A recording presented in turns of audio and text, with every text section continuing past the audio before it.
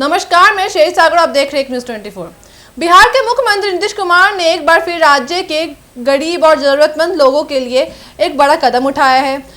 Social security pension योजना के तहत मुख्यमंत्री ने 1 करोड़ 12 लाख से ज्यादा लाभुकों के बैंक खातों में जुलाई महीने की पेंशन राशि के रूप में 1247 करोड़ रुपए सीधे ट्रांसफर कर दिए हैं। इस पहल से राज्य के करोड़ों लोग को समय पर आर्थिक सहायता मिल पाई है। यह पेंशन राशि डायरेक्ट बेनिफिट ट्रांसफर यानी डीपीटी के माध्यम से भेजी गई है, जिससे पैसा सीधे लाभुक के बैंक खाते में पहुंच गया है और किसी तरह की देरी या बिचौलिया की समस्या नहीं आई है।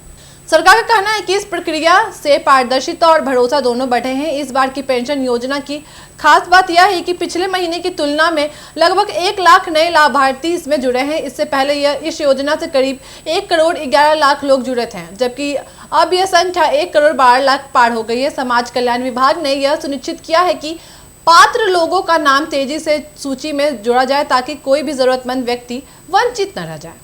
मुख्यमंत्री नीतीश कुमार ने हाल ही में पेंशन राशि में भी बढ़ोतरी की थी। पहले लाभुकों को प्रति माह 400 रुपए मिलते थे, लेकिन अब जून 2025 से इसे बढ़ाकर 1100 रुपए प्रति माह कर दिया गया था। इस बढ़ोतरी से बुजुर्गों, विधवाओं और दिव्यांगों और अन्य पात्र वर्गों को काफी राहत मिली है। बढ़ी हुई राशि से उन्हें अपनी रोजमर्रा की जरूरत पूरी करने में आसानी हो रही है। सरकार के निर्देश अनुसार हर महीने की 10 तारीख तक यह पेंशन राशि लाभुकों के खातों में भेजी जाएगी। इस व्यवस्था से समय पर भुगतान सुनिश्चित होगा और बुजुर्ग या अन्य पात्र लोगों को पेंशन के लिए इधर उधर भटकना नहीं पड़ेगा। इस योजना के तहत केंद्र सरकार और राज्य सरकार दोनों की ओर से चल रही 6 पेंशन योजनाओं को शामिल किया गया है। इसमें राष्ट्रीय वृद्धावस्था पेंशन योजना, राष्ट्रीय विधवा पेंशन योजना, राष्ट्रीय दिव्यांग पेंशन योजना के साथ साथ मुख्यमंत्री वृद्धा पेंशन योजना, मुख्यमंत्री विधवा पेंशन योजना और मुख्यमंत्री दिव्यांग पेंशन योजना आती है। आपको बता दें कि समाज कल्याण विभाग की सचिव वंदना प्रेयसी ने बताया कि विभाग पूरी तत्परता के साथ काम कर रहा है ताकि पेंशन योजना का लाभ समय पर और सही लोगों तक पहुंचे। विभाग लगातार पात्र व्यक्तियों की पहचान कर रहे हैं और सूची में शामिल कर रहे हैं। उन्होंने ये भी कहा कि डीबीटी के जरिए भुगतान होने से भ्रष्टाचार की संभावना खत्म हो गई है और लाभुक सीधे अपने खाते से पैसा निकाल सकते हैं। इस योजना का लाभ मुख्य रूप से उन लोगों को मिलता है जिनकी आर्थिक स्थिति कमजोर है और जिनके पास स्थायी आय का स्रोत नहीं है।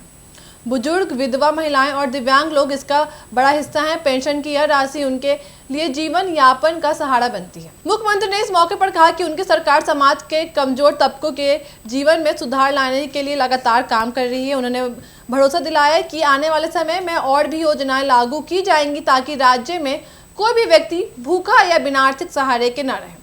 राजनीतिक विशेषज्ञ मानते हैं कि पेंशन राशि में बढ़ोतरी और समय पर भुगतान का सीधा असर आने वाले विधानसभा चुनावों पर भी पड़ सकता है।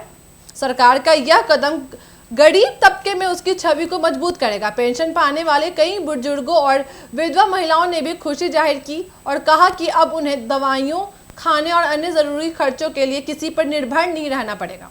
खासकर बढ़ी हुई पेंशन राशि ने उनके जीवन में थोड़ी आर्थिक स्थिरता दी है।